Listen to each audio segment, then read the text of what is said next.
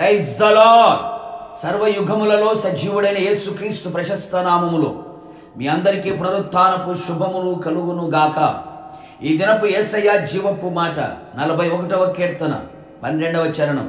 నీ సన్నిధిని నిత్యము నన్ను నిలవబెట్టుదువు.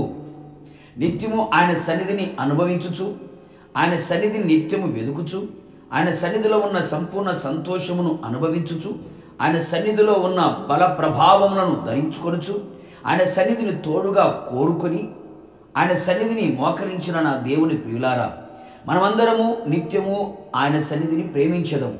ఆయన సన్నిధి లేనిదే అడుగు తీసి అడుగు వేయలేనంతగా ఇష్టపడదము. మనం ఎల్లప్పుడూ ఆశించవలసినది ఎప్పుడు సన్నిధికి వెళ్ళాలి అని, ఆయన సన్నిధిలో ఆయనకు ఎలా కనబడాలి అని, ఆయన సన్నిధిలో ఎలా నడవాలి అని కోరుకుంటూ ఆత్మీయ యాత్రలో ముందుకు కొనసాగాలి.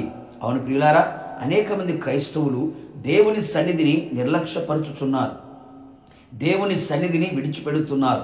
మరికొందరు దేవుని సన్నిధి నుండి పారిపోవచ్చున్నారు, మరికొందరిని ఆయన సన్నిధి నుండి త్రోసివేయుచున్నాడు. మన జీవితం అలాగూ ఉండకుండా జాగ్రత్త పడేదము, మరింత జాగ్రత్త పడేదము. నిత్యము మనము ఆయన సన్నిధిలో నిలవబడాలి. ఆయనే మనలను స్థిరముగా నిలబెట్టాలి.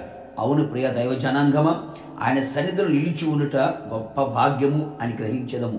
లోకములో ఉన్న భోగ భాగ్యములన్నిటికంటే మిన్న అయినది ఆయన సన్నిధిలో నిలబడుట. ఆయన సన్నిధిలో నిలిచి ఉండి ఎన్నో అద్భుత కార్యములు జరిగించిన భక్తులను పరిశుద్ధ గ్రంథములో మనం చూచెదము, గ్రహించదము.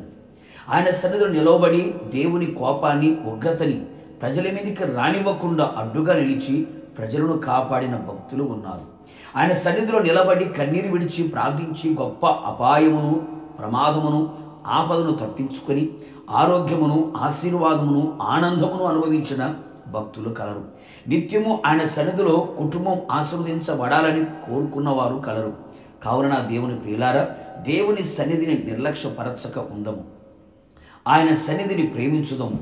ఆయన సన్నిధిలో నిలబడుటకు దేవుని పాదముల యొద్ద కోరుకునేదము. కావున నా దేవుని ప్రియ దైవ జనాంగమా, ఆయన సన్నిధిలో నిత్యము మోకరించదము, ప్రార్థించదము.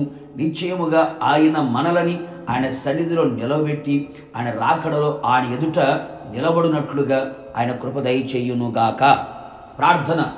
అత్యంత కృపగలిగిన మా ప్రియ పరలోకపు తండ్రి, నీ పరిశుద్ధ పాదములకి స్తుతి స్తోత్రములు చెల్లించుచు ఉన్నాం తండ్రి. పునరుత్థానపు దినమున మీరు మాకు ఇచ్చినటువంటి జీవపు మాట కొరకు స్తోత్రం.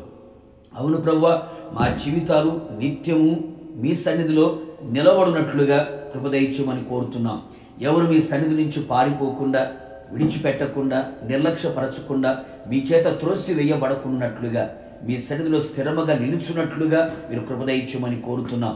మీ సన్నిధిలో దాగి ఉన్న ప్రతి శ్రేష్టమైనటువంటి దీవెనలు మేము పొందుకొని మీరు అక్కడ పర్యంతము నడిపించబడినట్లుగా ఆశ్చర్యకరమైన మీ సహాయం అందించమని యేసు నామములో అడుగుచున్నాను తండ్రి, ఆమేన్.